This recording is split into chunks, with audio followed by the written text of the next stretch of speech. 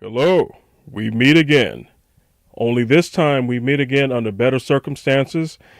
I haven't quite kicked this flu that's just pretty much laid me out all week, but I am feeling better enough to do this book review about the Black Viking. I'm your host, Dane Terrell of Just Words, and the Black Viking is a very important book, in my opinion, on so many levels. It's, for starters, completely original.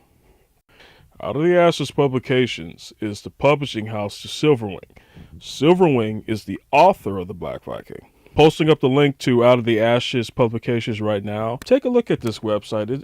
It's pretty unique. It's not your typical cookie cutter website. Okay, here's my book. Go buy it. It's actually very complex and is very, very intricate.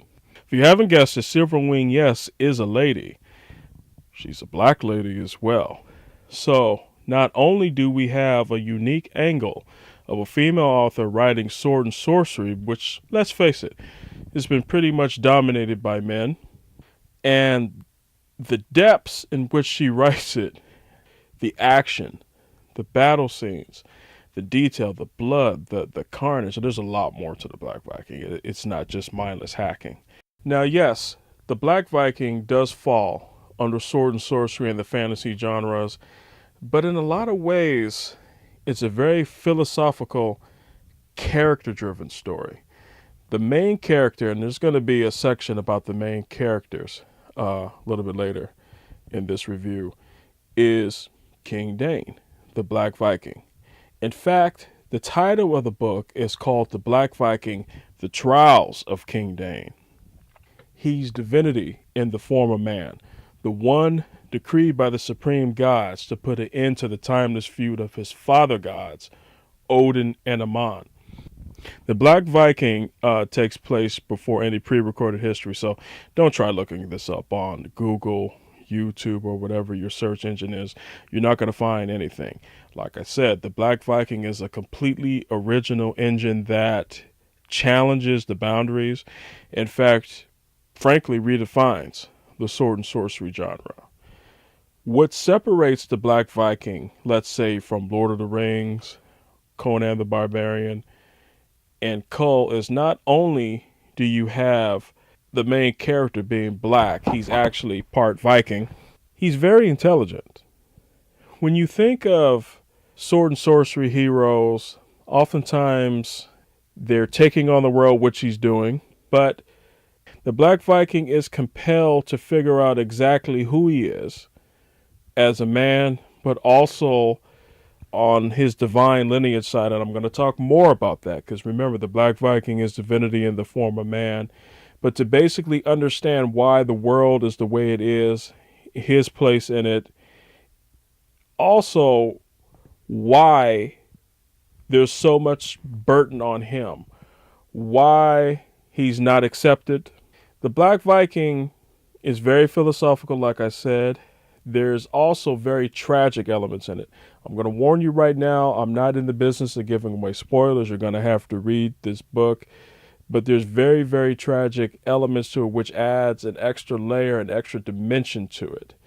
The character development is A+. The relationships between the characters gets another A+. And the backstory of these characters, Silverwing deserves tremendous credit because oftentimes we're forced to figure out these characters as we read the book, which you have to read the book to understand the characters. But the main characters in this story have tremendous backstory, so you can fully appreciate who they are, why they are, what they do.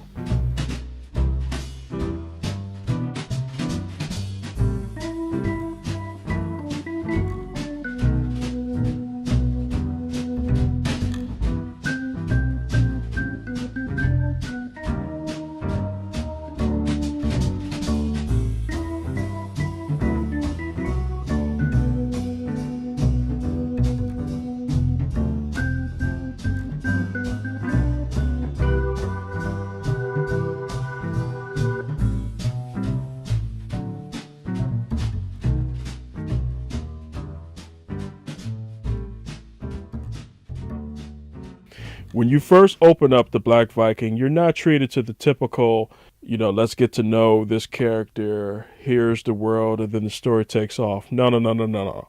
Right away, you get introduced to Numanzia, a village of Numanzia being ransacked by the Kush. Numanzia is the capital, the main land where the Vikings live, where King Dane presides. Again, don't bother to look on Google or YouTube to figure out Numanzia. What is he talking about?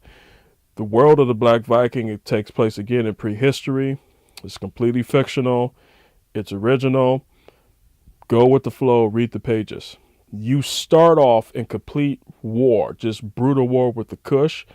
The Kush, is an ancient African civilization which is now known as modern day Sudan.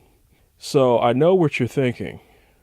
What in the heck is the Kush basically doing out of Africa, ransacking Numanzia, a white Viking village? I'm going to get into that later. You can't help but to get drawn and immersed into the world of the Black Viking. You've got magnificent female Kush archers. You've got tough Kush warriors, quick on their feet. And Silverwing, you see the different fighting styles between the Kush and between the Vikings. The Vikings they play true to their typical Nordic style of fighting. They're tough, they won't go down, and they come straight at you. And right away, as the Numanzia village is being desecrated, mutilated by the Kush, we get introduced to King Dane, the Great One, flanked by his brother Ragnar, his younger brother Ragnar, full Viking, and his general, his right-hand man, who actually was his father's right-hand man, King Arn, goes by the name of Matthias, a powerful lord in his own right. Again, we're going to dive more deeper into these characters, and we see King Dane in all his splendor, unrivaled in bulk, unrivaled with versatility. He almost single-handedly quells the carnage that's going on. Again, I have to go back to the level of detail that Silverwing does for these battles. They're intense. They don't pull any punches. Like when you watch those old war movies or those old medieval films in the 50s, you could tell they had the fake swords, and when somebody was being stabbed or the death scene, the part of the death, they would kind of like cut away and use implied angles. No, no, no, no, no, no, no, no, no, no. In this one, we're seeing impaling, we're seeing limbs get chopped off, we're seeing helpless babies crying, sucking on their dead mom's breast. We see it all. When King Dane and his forces reign supreme, we also see another side that you normally don't see with powerful men: compassion. And as I mentioned, it takes tremendous valor and courage to step into a battle, which is seen in Black Viking, because a lot of men are not going to come home that night. But the carnage in this particular case was almost too much for one Viking to bear. I'm not going to give away any spoilers. He goes by the name of Slater. Slater does almost the unthinkable. Well, actually, he does the unthinkable. He actually cries when he comes across the corpse of a young Viking girl. Now, in Numanzia, the Vikings in Numanzia, the men are not allowed to cry.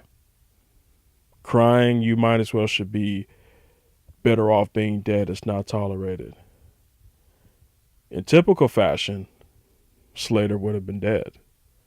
In fact, Matthias was ready to do it himself. Because when it comes to honoring the traditions, the rulership, the kingship of Numanzia, there's no better enforcer than Matthias, who in a lot of ways is a second father to King Dane.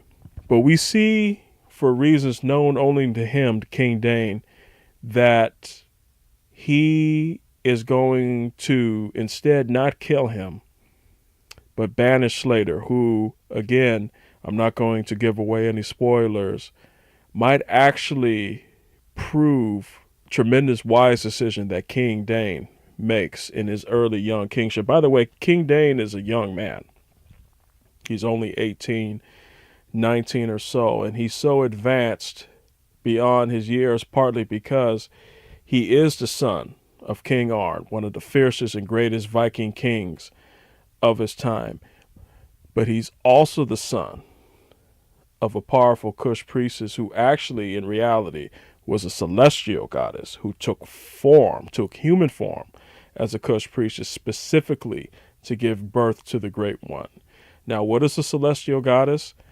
Simply put, the Black Viking, in the mythos of the Black Viking, there are different tiers of gods. You've got the earth gods, known as Aman, the father of the knights and the father of the Kush civilization. And you have Odin, the father of the day and the father of the Viking civilization. Above them, celestial gods and the celestial goddesses. Above them, you have the superior gods, and above them you have the supreme gods. Remember, King Dane is divinity in the form of man.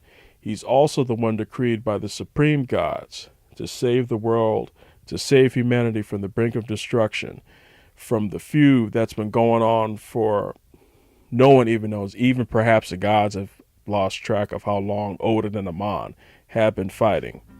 More of that in a minute.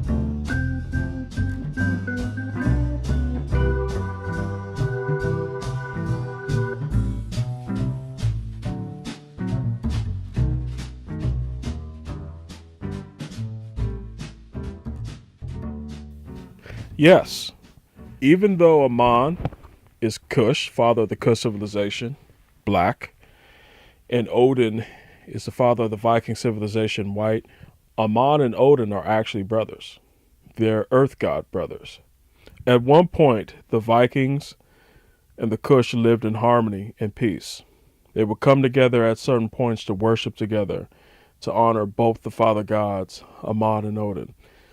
Now, I'm not going to give away any spoilers, but let's just say a dispute happened between the brothers. Now, you know brothers are. When they don't agree on something, they fight, they beat each other up, but eventually, they work it out. They make up. Not Odin and Aman. Not only did they not stop their feud, they nearly destroyed the entire world in the process. One of the most epic chapters in the Black Viking is chapter 5. This is where we see laid out, a chapter I'm going to say has never been written before. I don't know, quite frankly, how Silverwing did it. But we see the gods, Aman and his gods. We see Odin and the gods under his rule, under his domain, just going completely non-stop. And of course, these gods are equal to each other. So really, is it even possible for one of them to best each other? But damned if they didn't give it a try. Fearing for the fate of the world, their creation, Earth, the supreme gods had to put temporarily an end to Aman and Odin's just mindless carnage and the battle that was just never going to end between Odin and Aman. And by doing so, they took away the symbols of their strength. For Odin, the Odin blade. For Aman, his staff. And by taking these weapons, the supreme god set up the trials. Only the descendant of a Viking king can prove himself worthy to win the trials of Odin's trial, specifically to win his blade, the blade of Odin. And only the descendant of the Kush can prove himself worthy to win Aman's staff. And thus the only man who can really do this is the Black Viking.